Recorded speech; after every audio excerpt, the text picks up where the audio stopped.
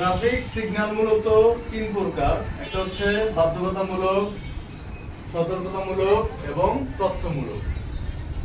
বাধ্যকতামূলক হচ্ছে দুই প্রকার, একটা হচ্ছে হ্যাঁবাচক আর একটা হচ্ছে নাবাচক।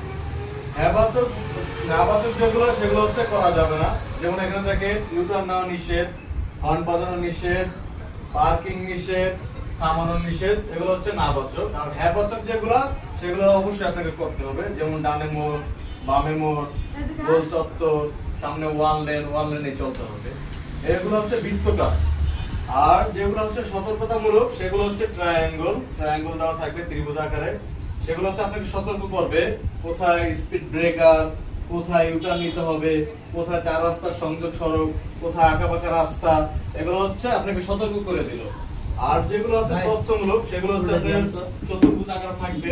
চতুর্ভুজ আকারে যেখানে আপনার যে মসজিদ থাকতে পারে, মন্দির থাকতে পারে, কোথায় শৌচাগার আছে, এগুলো আপনাকে কোথায় তেলের পাম্প আছে, কোথায় গ্যাস পাম্প আছে, এগুলো আপনাকে কি করলো তথ্য দিল। কিন্তু ট্রাফিক সিগন্যাল মূলত তিন প্রকার: লাল, হলুদ আর সবুজ।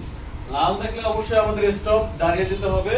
হলুদ দেখলে প্রস্তুতি নিতে হবে, হয়তো থামানোর জন্য নয়তো রানিং করার জন্য। আর সবুজ দেখলে আমাদের কি করতে হবে? রান করাতে হবে। ধন্যবাদ সকলকে, ভালো থাকবেন, সুস্থ থাকবেন, আল্লাহ হাফেজ।